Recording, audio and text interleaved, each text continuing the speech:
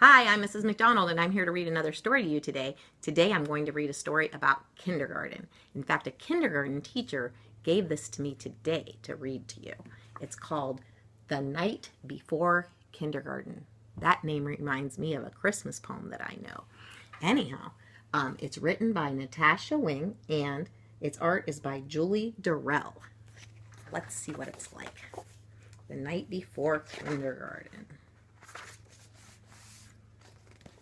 I'm going to turn my camera a little bit so that you can see the pictures really well because there's a lot of nice pictures. 'Twas the night before kindergarten, and as they prepared, kids were excited and a little bit scared. They tossed and they turned about in their beds while visions of school supplies danced in their heads. Look at all those school supplies there. Ooh, over here. Ooh, this one likes red, huh? Erasers and crayons and pencils galore were stuffed in their backpacks and set by the door. Outfits were hung in the closets with care, knowing that kindergarten soon would be there.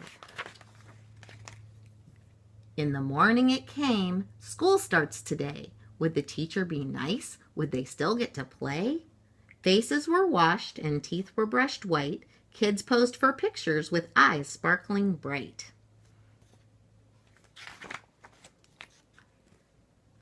Parents packed snacks and kids hopped in cars as if they were boarding a spaceship to Mars. Some kids brought blankets or their favorite stuffed bear in hopes they could nap like they did in daycare. Their parents exclaimed, "You're big kids, wow, let us hold your bears and blankets for now." Yeah, they wouldn't need those in kindergarten. They'd be too busy. The parents were worried their children would cry if they left them at school with just a goodbye. So they told their darlings, "If you want, we can stay and make sure that everything will be a-okay." Sounds like those parents are worried. The teacher then greeted each one with a smile and invited the students to stay for a while. The room was all filled with toys, books, and maps, but where were the beds for mid-morning naps? They colored and painted and played Simon Says, then tumbled and skipped and stood on their heads. They sang silly songs from beginning to end. Within just a minute, each kid had a friend.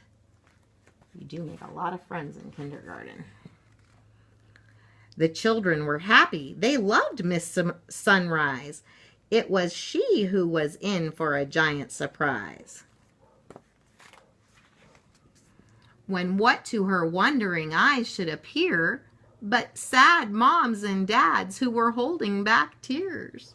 Their noses so sniffy, their eyes red and wet. This was the saddest goodbye Miss Sunrise had seen yet. See, I think those parents were a little more nervous about missing their child than their child was, huh? I think that she'll fix it. Let's see what happens.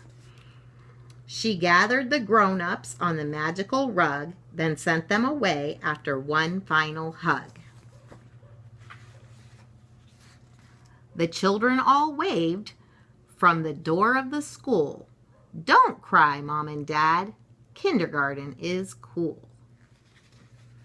Well, I hope if you haven't been to kindergarten yet, that you know ahead of time that it is a lot of fun.